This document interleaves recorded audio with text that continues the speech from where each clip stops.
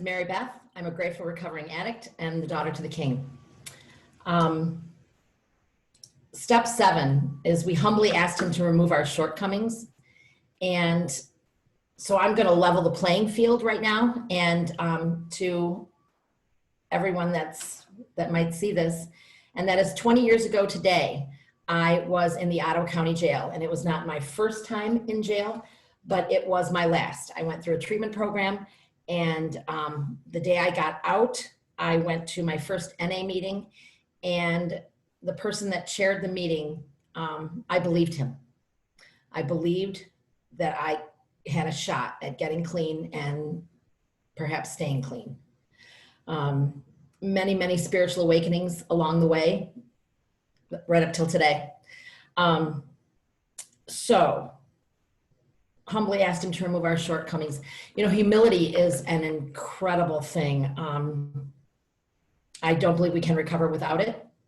I worked at a treatment center for about 6.5 years, and a women's treatment center, and I did the book study for NA. And, you know, the word is so close to humiliation and so many of us, when we get in, are filled with guilt, shame, humiliation, all those things. And so it was almost a dirty word, the word humility, because it was so misunderstood. So what I did was I spent a lot of time trying to come up with the right definition for it, which is to remain teachable. Because the minute I start saying, I know, I'm not listening anymore, because I feel that I have all the answers. So, you know, in AA, there's this, you know, never was there enough of what we thought we wanted. And in AA, it's 1 is too many and 1,000's not enough. And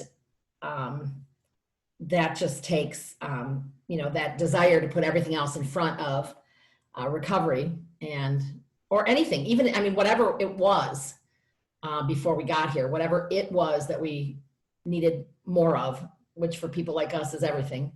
You know, there's no such thing as humility. I believe that good character and spiritual principles were a means to an end. For instance, I could stay clean long enough to get off probation, or stay clean long enough to have my children trust me again, or my parents, or my family. You know, many of us can stay clean long enough to repair a relationship until we can't, until our disease has taken such hold that we are unable to do that. So when humility becomes essential, everything changes.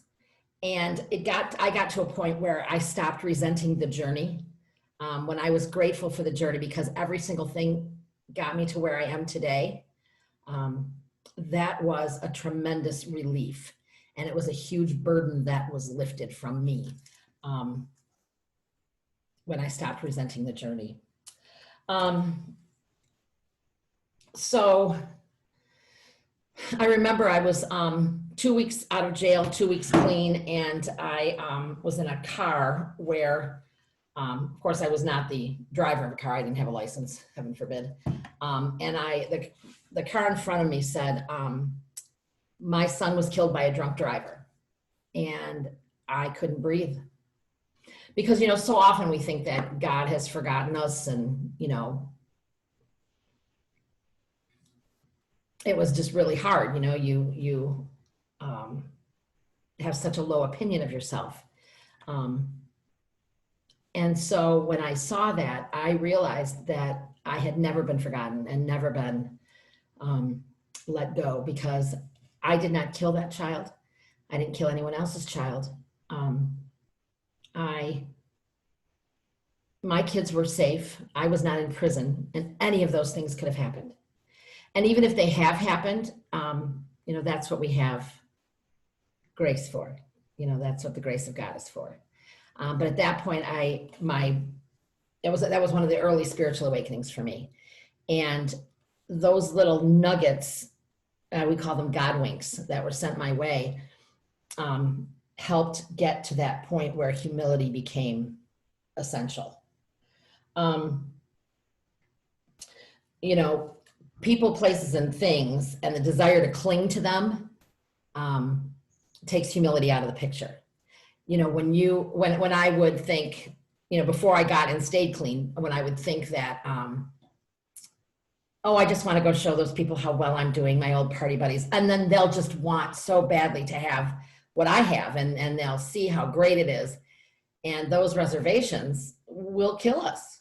It will kill me. I remember the first time I ever spoke at a meeting, there were 11 people in the room that I had previously used with. And I realized at that moment that that was the best way to see people and to show them how well I was doing, was to wait for them to come and find their own bottom. They didn't need mine. And so that was very humbling, and it was a tremendous relief. And, you know, those reservations, you know, when I became ready to let go of the negative behavior and humbly ask him to remove my shortcomings without reservation, you know, to not say, well, except for, or I'll do all of this, but when it became without reservation. And, you know, I have relapses in behavior sometimes, but I recognize it very quickly. And I'm able to work the steps necessary, you know, because I will humble myself to, or allow other people to point things out to me. You know, I remember one time I was, I waitressed for much of my life. And when I would be called into the office for some sort of constructive criticism, I always had defenses, you know, well, you know, this is why, or this is why. And I remember I worked for a young woman who was much younger than I was. And she said to me, do you ever just receive? And I was still in my active addiction then, but it made me think. And so that's something I've worked very hard on, is being able to receive with humility and open-mindedness and honesty and willingness to receive what people notice about my behavior. So I read once where regarding our character defects and humbly asking him to remove them. I read it on a blog, then it said, the best description of a shortcoming for me is as if that defect is a flat tire. And then my shortcoming is me driving on it. And I thought that was incredibly poignant. And it made sense. It was not only a great visual where I could see myself as this flat tire and thinking I could just make it a little further. So it's been very important for me to have a relationship with the God of my understanding and trust and know that I can ask anything in prayer, by prayer and petition, and with an honest, open heart, and God will remove those from me because I asked with humility. And that can happen sometimes, a couple times in a day. If all of a sudden I see that something has reared its ugly head or has crept back in, you know, I can ask God to remove that. Another big part for me in the humility journey was to think outside myself.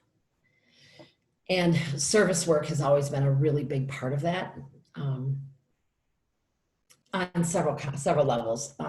Service work, I found it difficult. I couldn't imagine doing it and using, you know, because I would really look people in the eye, and I had a position of trust and faith from my community, my recovery community.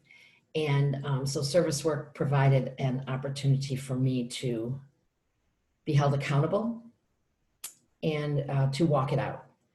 And the thinking outside of myself, I mean, it's the core of the disease is obsession and compulsion and self-centeredness. And service work was key to me getting out of myself and learning along the way, which was to still remain teachable. I can't imagine where I would be if I hadn't. I would be dead for sure. And today I have a life that I wouldn't have even dreamed of. I would never have dreamt that this would be my life today. I am a loving mother, a loving wife, a loving grandmother. I'm a grateful recovering addict. I am an accountable employee and coworker. I am a friend, and I really try to be a humble servant.